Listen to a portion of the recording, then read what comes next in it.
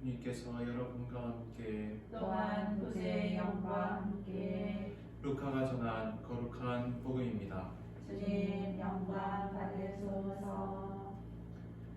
모세의 율법에 따라 정결례를 거행할 날이 되자 예수님의 부모는 아기를 예루살렘으로 데리고 올라가 주님께 바쳤다. 주님의 율법에 태를 열고 나온 사내 아이는 모두 주님께 봉헌해야 한다고 기록된 대로 한 것이다. 그들은 또한 주님의 율법에서 산비둘기 한 쌍이나 어린 집비둘기 2마리를 바치라고 명령한 대로 제물을 바쳤다. 그런데 예루살렘에 시메온이라는 사람이 있었다. 이 사람은 의롭고 독실하며 이스라엘이 위로받을 때를 기다리는 이였는데 성령께서 그 위에 머물러 계셨다. 성령께서는 그에게 주님의 그리스도를 뵙기 전에는 죽지 않으리라고 알려주셨다. 그가 성령에 이끌려 성전으로 들어갔다. 그리고 아기에 관한 율법의 관례를 준수하려고 부모가 아기 예수님을 데리고 들어오자 그는 아기를 2 팔에 받아 안고 이렇게 하느님을 찬미하였다. 주님, 이제야 말씀하신 대로 당신 종을 평화로이 떠나게 해 주셨습니다. 제 눈이 당신의 구원을 본 것입니다. 이는 당신께서 모든 민족들 앞에서 마련하신 것으로 다른 민족들에게는 계시의 빛이며 당신 백성 이스라엘에게는 영광입니다. 아기의 아버지와 어머니는 아기를 두고 하는 이 말에 놀라워하였다. 시메온은 그들을 축복하고 나서 아기 어머니 마리아에게 말하였다. 보십시오. 이 아기는 이스라엘에서 많은 사람을 쓰러지게도 하고 일어나게도 하며 또 반대를 받는 표징이 되도록 정해졌습니다. 그리하여 당신의 영혼이 칼에 꿰찔리는 가운데 많은 사람의 마음속 생각이 드러날 것입니다. 한나라는 예언자도 있었는데 푸누엘의 딸로서 아세르 지파 출신이었다. 나이가 매우 많은 이 여자는 혼인하여 남편과 7해를 살고서는 84살이 되도록 과부로 지냈다.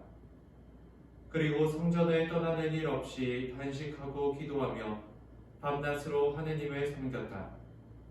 그런데 이 한나도 같은 때에 나와 하느님께 감사드리며 예루살렘의 성령을 기다리는 모든 이에게 그 아기에 대하여 이야기하였다. 주님의 법에 따라 모든 일을 마치고 나서 그들은 갈릴레아에 있는 고향 나자렛으로 돌아갔다.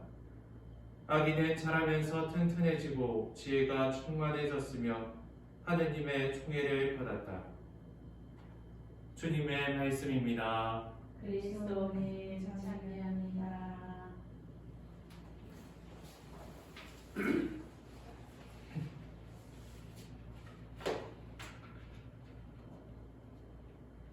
오늘은 예수, 마리아, 요셉의 성가정 축일입니다. 복음을 우리에게 예수님의 가정이 어떠한지 전해줍니다. 예수님에 대한 정결례를 거행할 날이 되어 성전에 가서 정결례를 거행합니다. 정결례 거행 후 마주친 시메온과 한나는 예수님에 대해 예언합니다. 예수님께서 하느님의 구원이심을 말입니다. 특별히 시메온은 마리아에게 당신의 영혼이 예수님 때문에 칼에 꿰찔릴 것이라 말합니다. 오늘 복음을 통해 우리는 예수님의 가정에 대해 알 수 있습니다. 먼저 경제력입니다. 우리는 복음 속에 나오는 정결례 제물로 예수님의 가정, 경제력을 알 수 있습니다. 마리아와 요셉이 바친 제물, 비둘기 한 쌍이나 어린 집 비둘기는 그의 가정이 풍족하지 않음을 나타냅니다. 그리고 마지막에 복음은 간접적으로 예수님의 가정을 전해줍니다. 아기는 자라면서 튼튼해지고 지혜가 충만해졌으며 하느님의 총애를 받았다.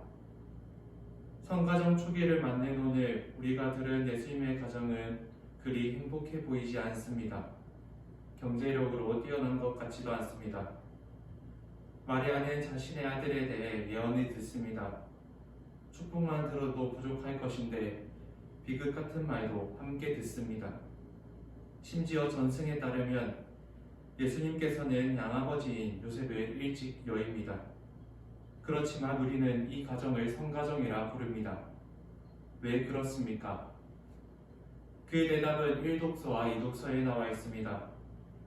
1독서 집회서에 따르면 부모에게 순종하는 자녀는 아버지를 영광스럽게 하고 어머니를 영광스럽게 합니다. 그뿐만 아니라 이 공로는 하느님께서도 받아들이시어 자녀들이 지은 죄를 상쇄할 여지를 제공합니다. 이 독서인 콜로새서는 가정 구성원이 사랑으로서 서로를 참아주고 용서하며 서로를 완전히 묶어주라고 합니다. 마지막 구절로 예수님께서 마리아와 요셉께 어떠했는지 알 수 있습니다. 아기는 자라면서 튼튼해지고 지혜가 충만해졌으며 하느님의 총애를 받았다.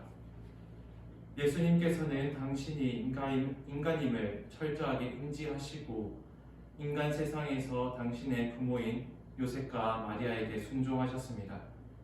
그러한 예수님을 마리아와 요셉께서는 사랑으로 당신의 자녀로 키우셨습니다. 가정을 꾸리고 살면 경제적인 부분부터 시작하여 남편 걱정, 아내 걱정, 자식 걱정으로 너무나 지치고 힘듭니다. 사랑하게 결혼을 결심할 것만 결혼하여 살다 보니 내 편으로 보이기보다는 남의 편으로 더 많이 보입니다. 내 배를 아파나 것만 어찌 그리 부모의 속을 모르는지 답답하기만 합니다. 부모님은 나를 어리다고 아무것도 모른다고 하면서 내 말은 잘 들어주지 않습니다. 내가 하고 싶은 것은 하지 못하게 하고 부모님의 말만 들으라고 하니 더욱 반항하고 싶어집니다. 마리아와 요셉 그리고 예수님의 가정에도 이와 같은 일이 있었을 것입니다. 그분들 또한 우리와 같은 인간이고 우리와 조건이 비슷했습니다. 오히려 몇몇 분들에 비하면 더 못한 부분도 분명히 있을 수 있습니다. 그럼에도 불구하고 이들의 가정이 성가정으로 불리는 이유는 그들 안에 하느님을 모시고 서로를 사랑했기 때문입니다. 상대방을 내 마음대로 하는 것이 아니었습니다. 이 독서의 콜로새서 말씀처럼 사랑으로 서로 참고 인내하고 감싸 안아주는 것입니다. 이는 우리의 힘으로 되지 않습니다. 사랑이신 하느님을 가정 안으로 가정의 중심으로 모실 때만 가능한 일입니다. 코로나로 모이기 힘든 시기 가정의 시간이 늘어났습니다.